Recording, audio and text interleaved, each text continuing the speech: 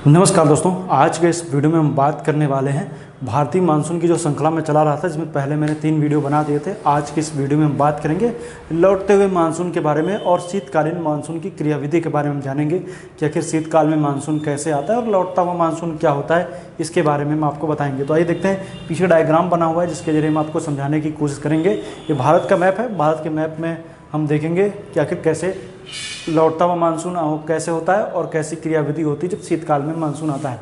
तो सबसे पहले मैं आपको बता दूं कि आप लोग जानते होंगे कि इस समय जैसे सबसे पहले आप जान रहे हैं कि जो सूरज होता है वो कर्क रेखा पर जून के महीने में यहाँ पर चमकता है। कहाँ पर? कर्क रेखा पर लंबवत चमकता है। ये हो गई कर्क रेखा, ये विषुवत रेखा है, ये मकर रेखा है। कर्क रेखा पर सूरज जो होता है वो लंबवत चमकता है। उसके बाद में हम देखेंगे तो सितंबर के महीने में सूरज जो होता है वो कहाँ पर आता है? वो आता है विषुवत रेखा पर। उसके बाद दिसंबर में कहाँ पर आता है? वो आता है मकर रेखा पर। तो जून के बाद जुलाई के बाद के 8-8 डिग्री के आसपास का अंतर लगे। जून के बाद जुलाई, अगस्त, सितंबर, अक्टूबर, नवंबर और दिसंबर, इस तरीके से पूरा सर्किल चलता है। इसके बाद फिर उसके बाद दिसंबर के बाद जनवरी, फरवरी, मार्च, अप्रैल, मई, फिर ये जून आ जाता है। इस तरीके से जो है सर्किल पूरा चलता है। पूरा इस तरह से कि सूरज का क्या होता है? गमन होता है। उत्तरायण और दक्षिणायन की स्थिति बनती है। जब सूरज उत्तरायण की स्थिति में मतलब विषुवत रेखा पर जब होता है तो यहाँ पर कर्क रेखा पर, तो यहाँ पर क्या होता है? मानसून की स्थिति बनती है और भारत में मानसून आता है। क्योंकि यहाँ पर क्या होता है? ITCZ का क्षेत्र बनता है। ITCZ का क्षेत्र इंटर ट्रॉपिकल कन्वर्जेंस जोन बोलते हैं। यहाँ पर निम्न दाब का क्षेत्र बनता है और वहाँ पर व्यापारिक पवनें आकर के मिलती हैं। और चूंकि यहाँ पर जो थार का मरुस्थल हो गया, ये क्या होता है कि ये निम्न दाब का क्षेत्र बन जाता है। यहाँ से ऊपर की तरफ क्या होती है? कन्वेक्शन करंट उठती हैं और क्षोभ सीमा से जाने के बाद यहाँ से उनका स्थान लेने के लिए व्यापारिक पवनें जो होती हैं वो उस तरफ आती हैं। मैं आपको इससे पहले मैंने बता चुका हूँ, मैं फिर भी एक बार थोड़ा सा रिकॉल कर देता हूँ कि आखिर क्या होता है। आपको पता होगा कि क्या होता है कि जहाँ पर सूरज लंबवत चमकता है वहाँ पर गर्मी ज़्यादा होती है। जब गर्मी ज़्यादा होती है तो एक लो प्रेशर हो जाता है, क्योंकि हवा हल्की होकर के ऊपर उठती है। उस हल्की हुई हवा जो ऊपर उठती है उसका स्थान लेने के लिए आसपास से हवाएं क्या होती हैं? आती, जिनको व्यापारिक ट्रेड विंड्स कहते हैं। ये ट्रेड विंड्स वहीं जो निम्न दाब का क्षेत्र बनता है यहीं पर ये पवनें आकर के मिलती हैं, जिसको हम लोग बोलते हैं व्यापारिक पवनें। और जो सूरज चूंकि विषुवत रेखा पर तो एक साथ हमेशा रहता नहीं, कभी वो विषुवत रेखा पर, कभी कर्क पर, कभी मकर पर आता है। जब सूरज कर्क रेखा पर आता है तो यहाँ पर ITCZ का क्षेत्र जो होता है कर्क रेखा पर बनता है और व्यापारिक पवनें आकर के कर्क रेखा पर आकर के मिलती हैं। लेकिन होता यही है कि अब सीधे सीधे पवनों को तो इस तरीके से आना चाहिए था, लेकिन होता क्या है कि जैसे ही कोई पवन अपना गोलार्ध बदलती है तो अपने उत्तरी गोलार्ध में आती है तो अपने दाएं किनारे पर मुड़ जाती है। तो पवनें क्या होती हैं? इस तरीके से मुड़ जाती हैं और यहाँ पर आकर के इस विषुवत रेखा के बाद ऊपर की तरफ कर्क रेखा में आकर के मिलती हैं। और चूंकि जब नीचे की ओर से आती हैं तो सबसे पहले केरल पड़ता है, इस वजह से केरल में बारिश होती है। ये तो हो गई शीतकाल की मानसून की क्रियाविधि, ग्रीष्म काल की मानसून की क्रियाविधि हो गई। इसके बाद जून के बाद जुलाई आएगा, अगस्त आएगा। इस समय जैसे सितंबर का महीना चल रहा है तो सूरज क्या हो गया है? ये यहाँ पर आ गया। कहाँ पर? विषुवत रेखा के पास आ गया। अब जब सूरज विषुवत रेखा के पास आ जाएगा तो ITCZ का क्षेत्र मतलब कि जो जून में कर्क रेखा पर बन रहा था वो खिसकता खिसकता विषुवत रेखा पर आ जाएगा। जब विषुवत रेखा पर आ जाएगा तो उस विषुवत रेखा पर आने की वजह से कंडीशन ऐसी बनेगी कि यहाँ पर जो व्यापारिक पवनें कुछ इस तरीके से जो यहाँ पर मिल रही थी, इस तरीके से आकर के मिल रही थी, वो धीरे धीरे नीचे ITCZ का नीचे आ जाएगा। जो यहाँ पर क्या होंगी? पवनें कुछ इस तरीके से जो होंगी वो चलने लग जाएंगी। क्या होंगी? वो नीचे की तरफ चलने लग जाएंगी इस तरीके से, जैसे यहाँ पर डायग्राम में आप देख रहे हैं। इसको बोलते हैं लौटता मानसून। टाइम है सितंबर का महीना है। लौटता हुआ जो मानसून होता है उसको सितंबर का महीना चल रहा है। और ये यहाँ पर क्या होता है कि जो मानसून जो होता है इसकी हवा की दिशा कुछ इस तरीके से होती है, लेकिन इनमें कोई बहुत ज़्यादा नमी वगैरह तो होती नहीं है, क्योंकि नमी के लिए कोई एक जलराशि होनी, तो जलराशि आसपास कोई दिखती नहीं है।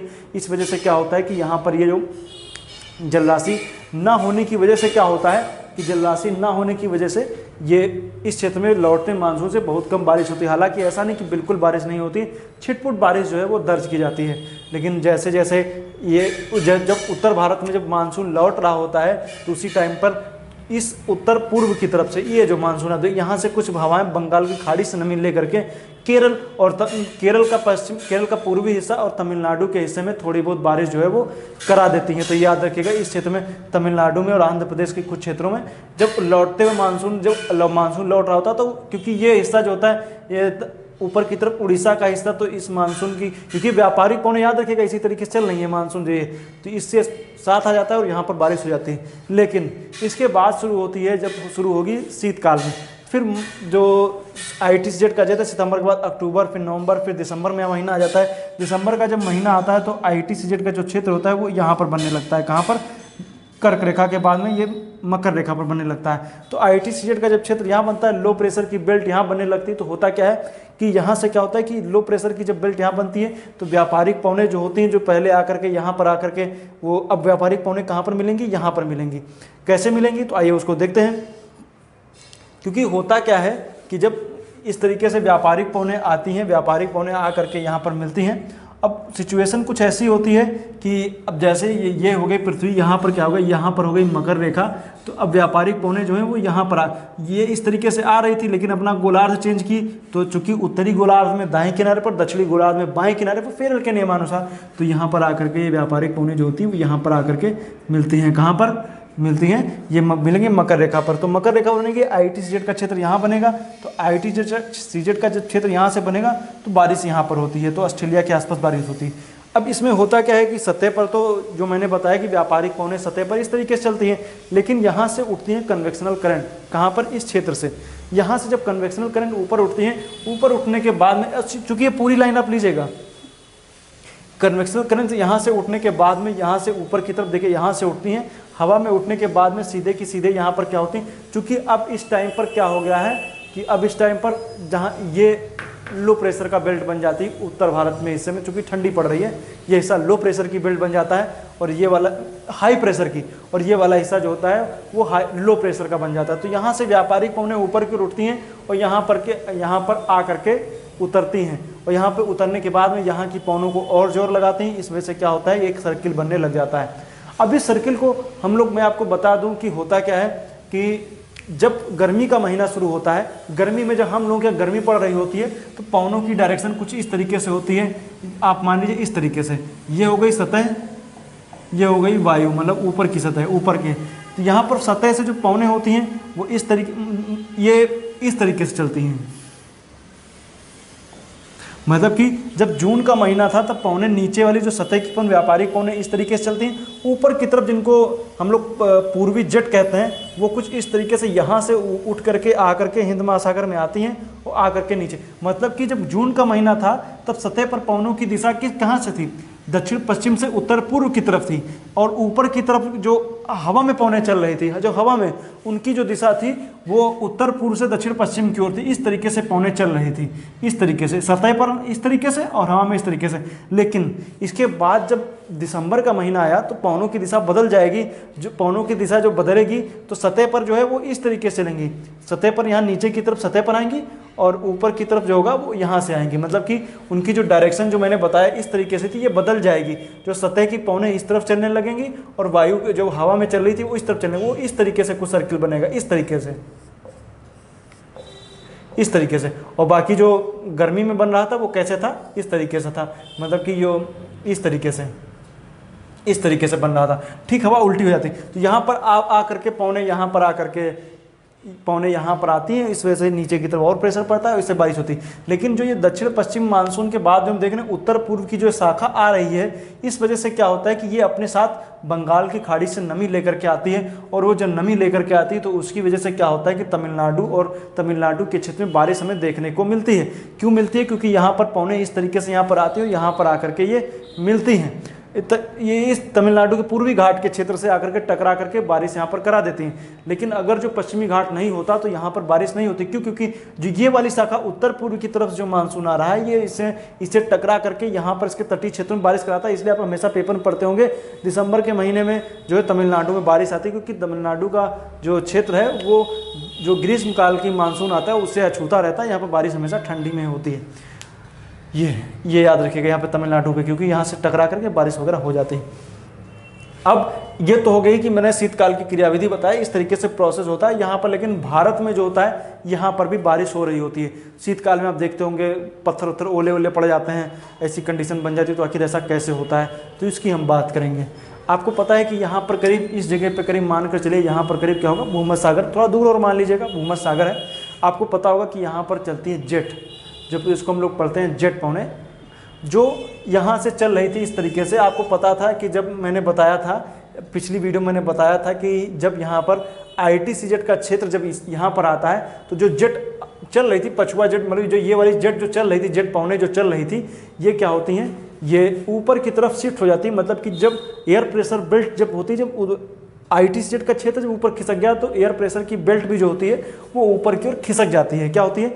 ऊपर की ओर खिसक जाती है। लेकिन जैसे ही ITCZ का क्षेत्र दिसंबर में यहाँ पर आता है, वो पौने फिर जो होती है इस क्षेत्र से यहाँ पर इस तरफ चलने लग जाती हैं, और जो इस क्षेत्र में पूरा आप देखेंगे तो यहाँ पर पौने पूरा चलने लग जाती हैं। जो यहाँ पर जेट पौने जो चल रही थी वो पश्चिमी विक्षोभ के रूप में भूमध्य सागर से कुछ पानी उठाती हैं, पानी उठा करके यहाँ पर बारिश वगैरह कर देती है। लेकिन फिर भी यहाँ पर आप देखेंगे तो हाई प्रेशर, चूँकि ठंडी का महीना, यहाँ पर हाई प्रेशर बनना चाहिए पूरे इस क्षेत्र में। आप उत्तर भारत की पूरी बेल्ट देखेंगे तो यहाँ पर तो हाई प्रेशर बनना चाहिए। हिमालय से लेकर के खूब ठंडी पड़ रही होती है तो हाई प्रेशर बनना चाहिए।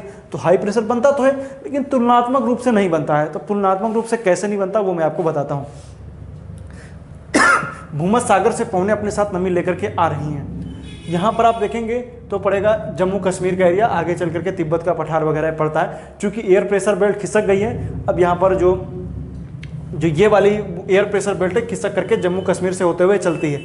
अब इसमें क्या होता है कि जब तुलनात्मक रूप से जम्मू कश्मीर, यहाँ पर आप देखेंगे तो नेपाल का हिस्सा, उसकी तुलना में उत्तर भारत की जो ये बेल्ट है, हरियाणा, राजस्थान, उत्तर प्रदेश, बिहार होते हुए ये बेल्ट है, उसकी तुलना में, मतलब कि जब जम्मू कश्मीर में बर्फ़ पड़ रही होती है, उत्तर भारत में फिर भी बर्फ़ नहीं पड़ रही होती, यहाँ पर यूपी वगैरह में तो बर्फ़ पड़ती नहीं है। तो तुलनात्मक रूप से जम्मू कश्मीर की तुलना में यूपी में लो प्रेशर बन रहा होता है। किसकी तुलना में? इसकी तुलना में। तो यहाँ से तो पौने उठती है। तो इसी वजह से क्या होता है कि जब आप देखे होंगे पहाड़ों में जब बर्फ़ गिरती है, ठंडी तुरंत बढ़ जाती है, और उसका कारण यही है कि जो यहाँ की हवा है वो ऊपर उठ जाती है, क्योंकि यहाँ की हवा दिन में तो ऊपर उठ जाती है। ऊपर उठने के बाद में घाटी से पौने जो होती हैं वो इसकी तरफ चलने लग जाती हैं। तो ये उत्तर भारत की बेल्ट में तुरंत आपको ठंडी का एहसास होने लगता है। और इसके साथ में पश्चिमी विक्षोभ जो ये आ रहा है, ये भी अपने साथ में भूमध्य सागर से नमी लेकर के आता है। बस बारिश शुरू हो जाती है। घाटियों से होते हुए बारिश, यहाँ पे मानसून प्रवेश कर, मतलब कि जो ये पश्चिमी विक्षोभ यहाँ पर आता है जम्मू कश्मीर के एरिया में। जम्मू कश्मीर के एरिया में हिमालय से टकराते हुए, चूँकि इस तरफ लो प्रेशर बन गया था तुलनात्मक रूप से जम्मू कश्मीर से यहाँ पे, और ये हिमालय भी एक अवरोध बना हुआ था, तो इस वजह से ये जो पौने थी वो दक्षिण की तरफ मुड़ जाती हैं, और ये घाटी के क्षेत्र में, ये जो गंगा की घाटी के क्षेत्र में बारिश वगैरह कराने लग जाती है। इस क्षेत्र में यहाँ पर बारिश होने लगती है। ये शीतकाल की मानसून की क्रियाविधि है। शीतकाल में जब आप देखेंगे तो बारिश का जो पैटर्न है वो पश्चिम से पूर्व की ओर कम होता जाता है, लेकिन जब ग्रीष्मकाल की क्रियाविधि आप देखेंगे तो मानसून इस तरीके से कम होता जाता है। तो ग्रीष्म काल में मानसून की जो रफ्तार है इस तरफ कम होती है, यहाँ पे इस तरीके से। तो देखिए पछुआ पौने पश्चिम की ओर से आ रहे हैं, इसलिए उनको पछुआ पौने कहते हैं, पश्चिम की ओर से आते हैं। तो इस वजह से यहाँ पर बारिश होती है। बाकी जो मैंने बताया, जब ITCZ का क्षेत्र दिसंबर में यहाँ पर बन रहा है, तो उस दिसंबर में बनने के क्रम में यहाँ पर जब देखेंगे तो ऑस्ट्रेलिया के पास में यहाँ पर क्या होती है, बारिश वगैरह होती है। लेकिन आप कहोगे तो ऑस्ट्रेलिया में तो मरुस्थल है, तो बारिश कैसे? बारिश देखिए बहुत ज़्यादा नहीं होती। बारिश होने के लिए बहुत चीज़ें इंपॉर्टेंट है। ITCZ का क्षेत्र तो बन जाता है, लेकिन यहाँ पर कोई अवरोधक नहीं है। अवरोधक यहाँ पे कोई है नहीं। जैसे थार के मरुस्थल में निम्न दाब होने के बाद भी यहाँ पे बारिश नहीं हो रही थी, उसी तरीके से इस क्षेत्र में भी बारिश जो होती है वो अछूता रह जाता है। चूँकि यहाँ पर एक तो ठंडी जलधारा चलती है, दूसरा यहाँ पे कोई अवरोधक है भी नहीं। इसकी वजह से जो पश्चिमी ऑस्ट्रेलिया का हिस्सा है वो सूखा ही रहता है। जो खास करके आप इस वाले एरिया में देखेंगे तो यहाँ पर काफ़ी ज़्यादा मरुस्थल वगैरह पाए जाते हैं, वो ऐसी कंडीशन बनती है। तो आप समझ गए होंगे शीतकाल में पवनों की डायरेक्शन याद रखिएगा। कभी भी गर्मी के महीने में पवनों की डायरेक्शन को, हवा की डायरेक्शन को उल्टा मत कीजिएगा। जो ऊपर की तरफ पवन चलती है उसकी डायरेक्शन जो होती है वो उत्तर से दक्षिण होती है, सतह पर दक्षिण से उत्तर की ओर पवनें चलती हैं। लेकिन जैसे ही शीतकाल की कंडीशन आती है, शीतकाल में सतह से उत्तर से दक्षिण और हवा में ऊपर की तरफ क्षोभ सीमा से उत्तर से दक्षिण, इसको पश्चिमी जेट भी कहते हैं। जो ये ऊपर की तरफ नीचे आती है इसको पूर्वी जेट, और जो ठंडी के टाइम पे चलती है उसको पश्चिमी जेट कहते हैं। तो ये आप समझ गए होंगे, ये मानसून की क्रियाविधि, लौटता मानसून मैंने बता दिया आपको, और मैंने आपको बता दिया शीतकाल में मानसून की क्रियाविधि के बारे में। उम्मीद करता हूँ वीडियो आपको समझ में आया होगा। और इसमें और कुछ खास है नहीं। नेक्स्ट वीडियो में हम बात करेंगे अल नीनो की, बात करेंगे कि अल नीनो का भारतीय मानसून पर क्या प्रभाव पड़ता है और उसकी क्रियाविधि कैसे भारत में प्रभावित होती है। एल नीनो की वजह से पेपर में पढ़ते रहे होंगे, एल नीनो के प्रभाव से मानसून हल्का, ला नीना के प्रभाव से मानसून अच्छा रहेगा। ऐसी खबरें आप पेपरों में पढ़ते रहते होंगे, लेकिन उनकी क्रियाविधि कैसे होती है उसके बारे में आपको डिटेल से बताएंगे। तो आज के लिए इतना ही। वीडियो देखने के लिए आपका बहुत बहुत धन्यवाद।